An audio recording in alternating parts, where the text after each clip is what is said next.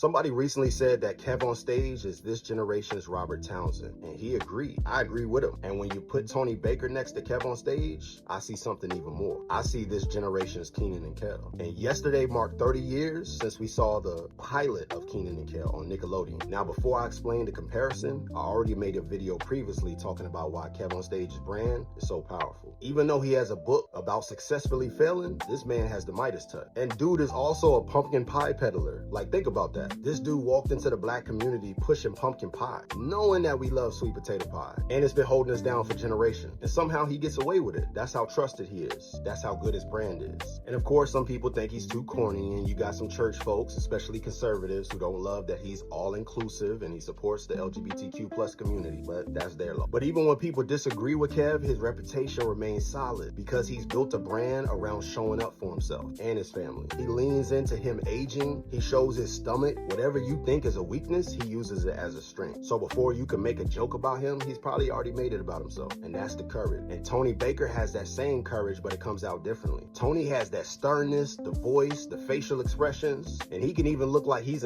disappointed in the entire human race. And somehow he'll still make you feel better about your day. I done seen this dude take an animal video, give that animal a full personality and a backstory, and give you a reason to be upset. And underneath the comedy, Tony is observant. He talks about society, politics, relationships, etc. He tells you to shut the hell up, and even the strange things that human beings do every day. He can educate you without making it feel like some type of homework or a lecture. So no, Kev and Tony are not carbon copies of Kenan and Kel. That's not what I mean. I'm talking about their chemistry. On Kenan and Kel, Kenan was the one scheming, as Coolio said in the theme song. He was creating the plan, and Kel, on the other hand, was the one turning that plan into complete chaos. But both Kenan and Kel were funny on their own, and when they came together, it was always magic. Even to this very day, I don't care what I see Kenan and Kel on, I'm already sold. And I feel the same way about KevOnStage and Tony Baker. Kev can build the room, and Tony can come in and change the temperature in a good way. They are two completely different brands that created a third brand when they come together. That's why you could put them almost anywhere, and it's guaranteed to work. I don't care. Put them on a cooking show. Let them be like Man vs. Food and travel the country. You could put them in art museums or galleries, a wrestling show. KevOnStage, we've already seen them on some. They could sit in somebody's living room with no script. Hell, they could travel the country visiting dirty gas stations. They'll make that mug hilarious. Something funny is going to happen every time. Something magical. Not because I think comedy is easy for them, because both of these men have worked for years to sharpen what they do, honing their craft. They've built this empire through consistency, and they're so skilled that sometimes they make it look effortless. But what makes these two men special, it goes beyond just the comedy.